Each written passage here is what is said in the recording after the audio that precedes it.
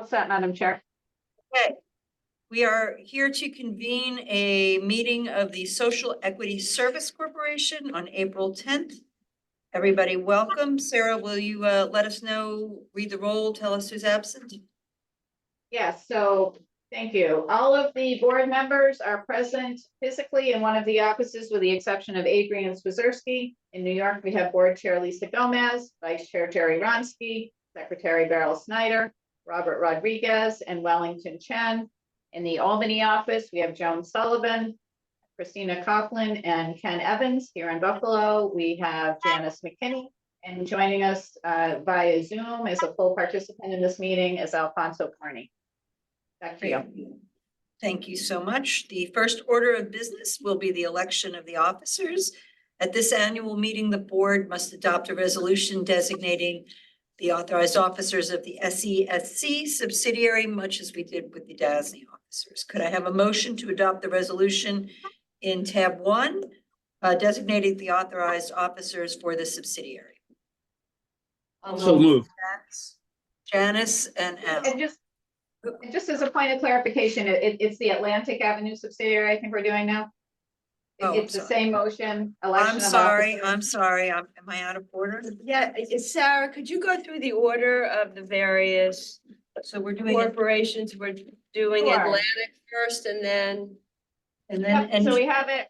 Yep, so it's Atlantic, NGHP, and then SESC. apologies. Take 2. Okay, sorry, this is convening of the Atlantic subsidiary of DASNY as provided in the board materials. The first order of business is the election of the officers. At this is the annual meeting, the board must adopt a resolution designating the authorized officers of the Atlantic subsidiary. May we have a motion to adopt the resolution in tab 1, designating the authorized officers for the subsidiary? Somebody? So moved. Robert and Al, thank you. All in favor? Aye.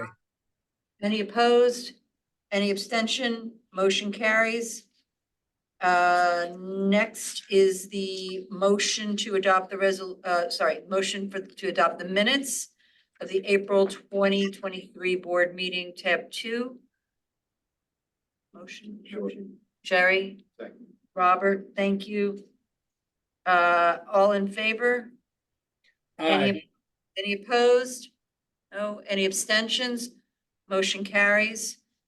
Next is the governance. I'd like to report on the April 9th committee meeting, which again occurred late yesterday.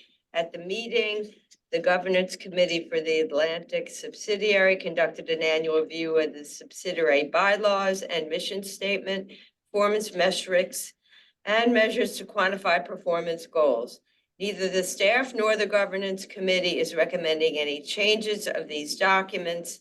The full board is required to review the bylaws annually. The other documents mentioned are subject only to committee review, which occurred yesterday. I'd like to turn it back to the board chair. Lisa? Okay. Motion to approve. I guess we have to approve your. We have to approve this. We have to approve this. Yeah. It's just to confirm the annual review of the bylaws. But is the action an approval or is it just? Concurrence. It's just confirming the annual review. Okay. All right. So none is needed. Then do we have a vice president's report on this one? Yes, we do. Okay. So, good morning. My presentation today is intended to provide an overview of the annual Atlantic Avenue President's Report, which is included in the board materials. I will touch on the history leading to now and events that transpired over the last year since the April 2023 annual update. In a separate presentation later this morning, I will seek the Atlantic Avenue Board's approval for an extension of its lease with Interfaith Medical Center. So by now, I believe all are aware how Atlantic Avenue came to own the Interfaith Medical Center campus, as that detail is included in the written report and was shared with the board in previous verbal presentations. At its core, Interfaith was one of 11 financially distressed hospitals in the 80s and 90s that participated in the secured hospital program, whereby New York State financially backed the hospital's bonds. Upon Interfaith's exit from bankruptcy in 2014, the Division of Budget permanently assumed bondholder payments, and the property was conveyed to this DASNY subsidiary as mortgagee. Atlantic Avenue continues to lease property back to Interfaith for use as a hospital and uses nominal monthly lease payments along with certain reserves established for use by Atlantic Avenue to pay property insurance costs, while Interfaith is responsible for all other property-related costs. The existing lease is set to expire on February 15th, 2028. Before I update you on current events, I want to remind the board that Interfaith and Kingsbrook Jewish Medical Center formally merged into Brookdale Hospital Medical Center in January 2021. Interfaith and Kingsbrook are now commonly referred to as the Interfaith Division and Kingsbrook Division. However, Brookdale Hospital Medical Center is the sole surviving entity.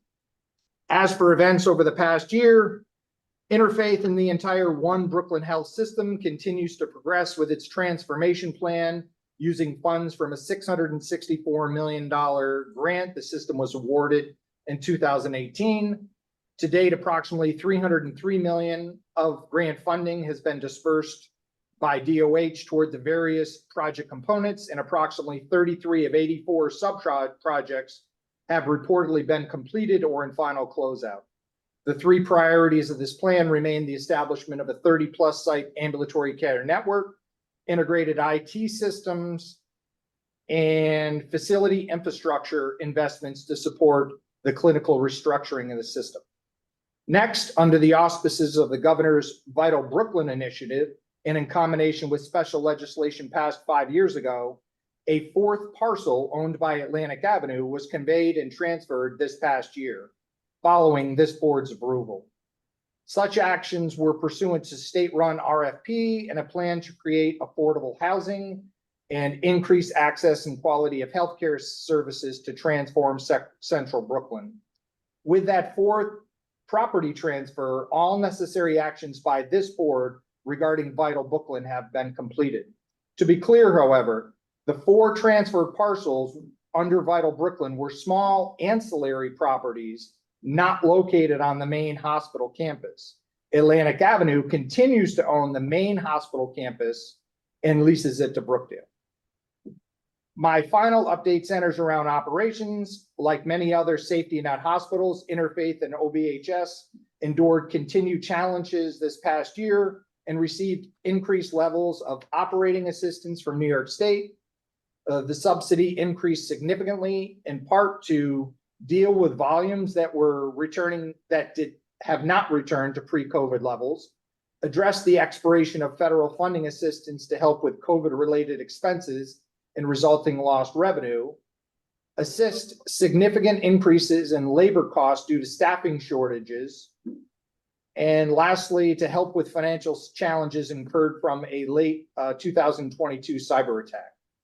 While Interfaith, or Brookdale as I should more appropriately call it now, remains highly dependent upon state support, staff expects this situation to continue this fiscal year, with hope that ongoing transformation efforts at OBHS will strengthen the system and reduce ongoing annual subsidy required from the state. I also want to point out and mention at the start of 2024, One Brooklyn Health has a new interim CEO. The contract of the original CEO of 6+ years was reportedly not renewed by their board at the end of last year. So in closing, I want to assure the board that the cost to hold properties related to Atlantic Avenue is not creating any financial burden on either DASNY or its Atlantic Avenue subsidiary. Money was set aside at the time of Interfaith's exit from bankruptcy to cover any expenses associated with holding the property. Atlantic Avenue is responsible for making insurance-related payments on the property. However, there is enough money available to cover those costs through the current lease period, that being February 15th, 2028. These represent the major occurrences related to Interfaith and Atlantic Avenue the past year. That concludes my prepared remarks. I'd be happy to take any questions you may have. So except for the hospital, we're basically done. We're not doing any more conveyances. We're done. Correct. Except for the Yep. lease. Well, the lease is new business that I'll take up right now. Right, exactly. When you're ready. Any other questions? We can get to more questions after this, as I'm sure there might be some. Go ahead. So on to the lease extension. Good morning. Earlier this morning, you heard the annual Atlantic Avenue President's Report detailing our history with the Interfaith Medical Center and events from the past year affecting the hospital. This presentation will provide information for the board to consider regarding a proposed extension of the current lease Atlantic Avenue has with Brookdale Hospital Medical Center, which succeeded Interfaith Medical Center. Any changes to the lease, of course, requires Atlantic Avenue board approval. So to review, Atlantic Avenue currently leases property to Brookdale, and that lease is set to expire on February 15th, 2028. An exact listing of such leased property, which I promised Jerry Romsky and other board members last year, is included in the memo provided to the board, and it essentially includes the main Interfaith campus, the surrounding parking lots, and a clinic building located about a mile away. During 2023, Brookdale management requested that such lease be extended due to site control concerns raised by various grant issuing organizations.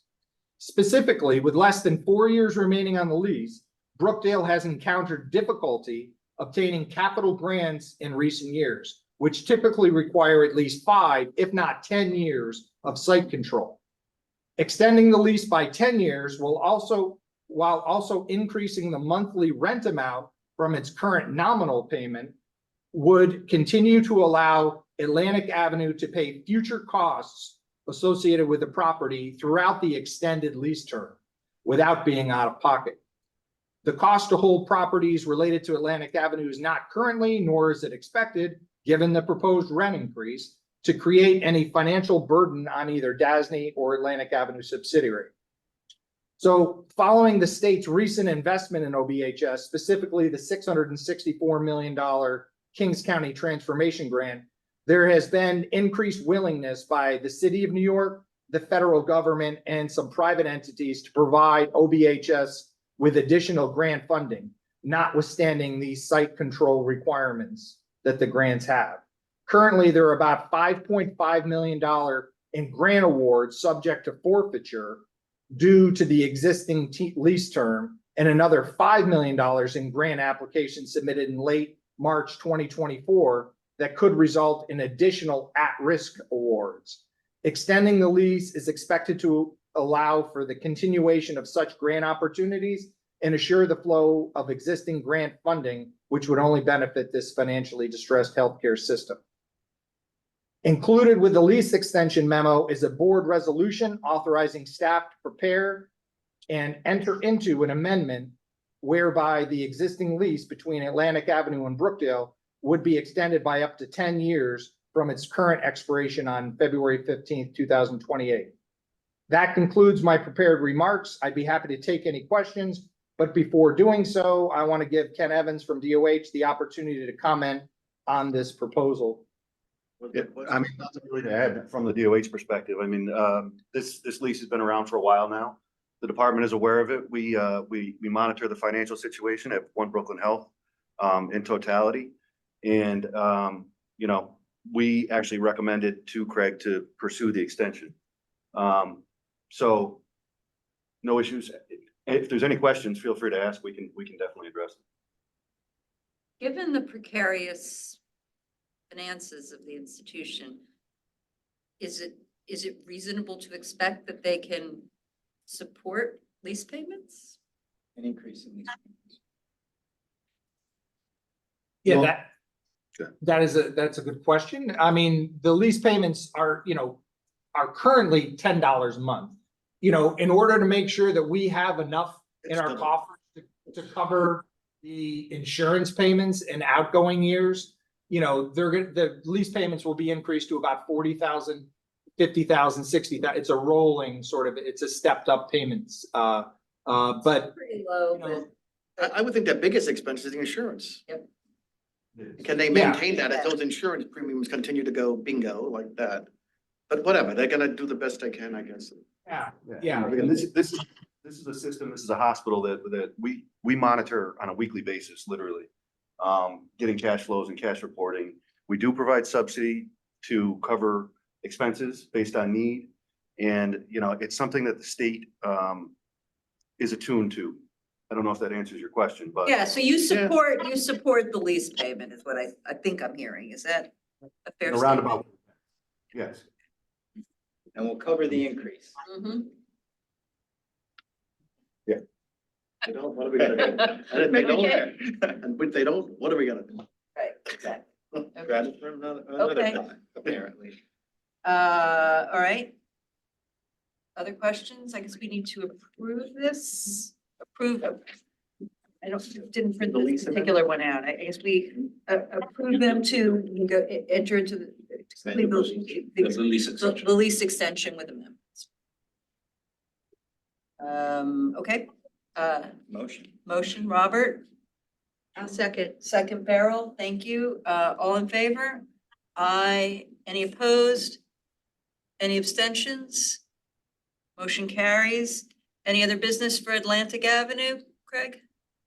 Okay, None here. motion to adjourn. Wellington, Beryl. Okay, all in favor? Aye. Any opposed? No. Any abstentions? No. We are adjourned from Atlantic and will proceed directly into NGHP.